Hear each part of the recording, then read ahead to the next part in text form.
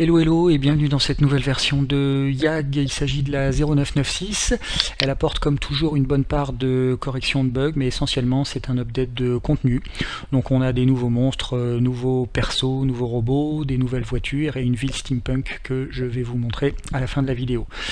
On va attaquer tout de suite avec un premier monstre qui est très original, c'est une main coupée. Je ne sais pas trop à quoi elle peut se servir, mais par exemple peut-être d'avatar du maître de jeu, genre suivez la main. En tout cas, même si elle sert à rien, elle est fun, et donc je l'ai incluse dans YAG ici. On a un chien de combat qui arrive avec plusieurs variations, normales, depuis normal jusqu'à l'horreur. Même chose avec un nouveau rat qui vient avec plein de variations, et puis des bébés ici. Donc un bébé rat d'horreur, je ne sais pas si c'est mignon. Alors quand je parle de variations, je vais vous faire voir ça, elles sont ici. Vous voyez qu'on a énormément de... On a 5 chiens différents, énormément de rats différents, on va baisser un peu ici, et puis les petits bébés. Les petits bébés rats qui gigotent comme ça. Voilà. Donc ça fait pas mal de choses. On a un nouveau guerrier qui là encore arrive avec pas mal de variations. Il a 4 têtes différentes, il a des couleurs d'armure différentes, et vous voyez qu'il peut avoir 4 sacs à dos avec des fonctionnalités différentes, hélicoptère, mitrailleuse, etc. Donc là encore ça fait pas mal de plateaux. Vous voyez que pour chaque tête on a toutes les variations d'armure et de sacs à dos. Donc ça fait un petit peu de choix. Le soldat arrive accompagné d'un robot chien de combat qui est très original et très sympa. Voilà. Ensuite on a des vrais robots ici qui arrivent en 4 variations de couleurs, toujours le même modèle. Et puis on a 9 astéroïdes que j'ai collés bien évidemment dans la section science-fiction. Donc vous avez un plateau avec des astéroïdes qui viennent d'arriver. Ensuite, une grosse partie de cet update, ce sont les voitures. On a 10 modèles de voitures qui viennent avec énormément de variations de couleurs. Donc là, vous avez les modèles neufs.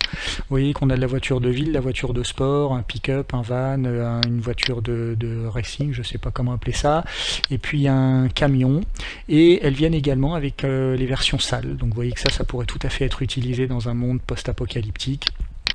La map du désert de la version précédente serait super. Alors là encore, quand je parle de variation, je vous raconte pas de bobard. Alors j'ai mis toutes les voitures neuves dans moderne pour équilibrer les contenus des DLC, et toutes les voitures sales en post-apo. Donc par exemple, on va prendre un plateau ici, vous voyez, on a tous les quelques voitures de sport avec toutes les variations de couleurs possibles. Pareil pour les voitures de ville, le pick-up, on va descendre, voir ça un petit peu. Vous voyez, donc vous avez vraiment plein de variations. Et même chose pour les versions sales. On va prendre ce plateau, les voitures de sport en salle ici. Voilà, donc ça fait pas mal de choix. Ça fait, je sais pas, 300 bagnoles peut-être, quelque chose comme ça.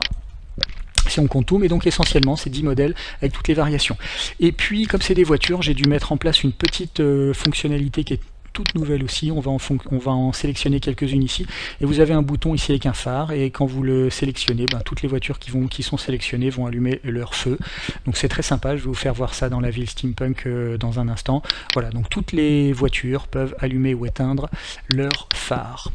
Ensuite on a 2 véhicules aériens qui viennent avec la ville steampunk. Donc on a une montgolfière et puis un ballon dirigeable, un zeppelin. Donc voilà, je sais pas quelle utilité peut avoir un zeppelin énorme comme ça, mais en tout cas il est très beau, donc je l'ai mis. Et puis j'ai également fait un plateau avec les objets qui sont utilisés dans la ville, que vous allez voir dans une minute. Ça permet de les placer où on veut pour faire une séquence d'action, pour faire du tactique, mettre des objets derrière lesquels les persos peuvent se cacher, etc. Donc vous avez la possibilité de les placer manuellement comme vous voulez. Voilà, alors en ce qui concerne la ville steampunk, il s'agit d'un nouveau thème de donjon qui se trouve, le voici ici, et puis on a la même chose pour le décor, c'est-à-dire des pavés par terre. On a une présélection qui permet d'obtenir une ville correcte. Ça fonctionne exactement comme la ville cyberpunk qui est juste en dessous. Donc si vous utilisez ce bouton là, vous avez une présélection qui vous donne une ville tout à fait correcte. Donc là je ne vais pas la charger parce que j'ai préparé une petite sauvegarde qu'on va aller chercher ici, la voici. Mais la sauvegarde est exactement composée de ça. Donc c'est vraiment, vous voyez, le thème du donjon et la présélection ici par défaut. Donc ce qui veut dire que si vous sélectionnez le thème du donjon et que vous choisissez cette présélection de cité ici, et bien vous aurez très exactement cette petite map. Alors vous voyez que j'ai mis le Zeppelin et la Montgolfière en vadrouille, et puis alors on va accélérer, je vais accélérer un tout petit peu, voilà ici, pour vous faire voir quelques quartiers. Donc vous voyez qu'ici on a une rue dans laquelle j'ai fait évoluer quelques voitures, on a un robot géant ici qui patrouille pour donner une ambiance. Vous voyez que les immeubles sont absolument magnifiques, et on va aller voir un autre quartier. Alors pareil, hein, vous avez ici des devantures qui sont splendides, et on a par ici dans cette map, voilà, vous voyez un autre bout de quartier avec une ambiance finalement un petit peu différente, des fils électriques partout, des devantures, voilà. Donc ça fait, si on veut faire des scènes de combat, des scènes de poursuite, il y a de quoi faire. Juste pour vous montrer ce que je vous disais tout à l'heure, on va éteindre toutes les lumières, on va tout passer à 0 ici pour se faire le noir complet. Et alors là on voit plus rien évidemment, mais on va sélectionner les 4 voitures et allumer les feux. Et vous voyez que on a ici les voitures qui évoluent. Alors on voit pas grand chose, du coup on va activer le brouillard qui devrait donner une ambiance plus visible et magnifique. Voilà. Vous voyez, on a ici quelque chose de tout à fait sympa.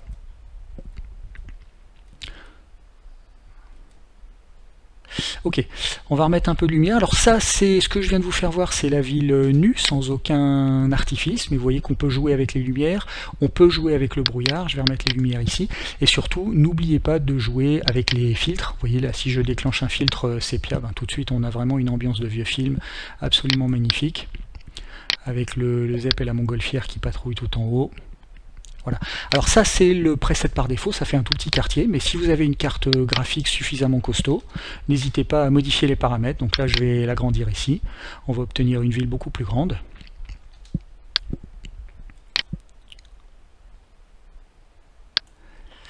Vous voyez, donc c'est extrêmement riche, je vais accélérer un petit peu ici, voilà.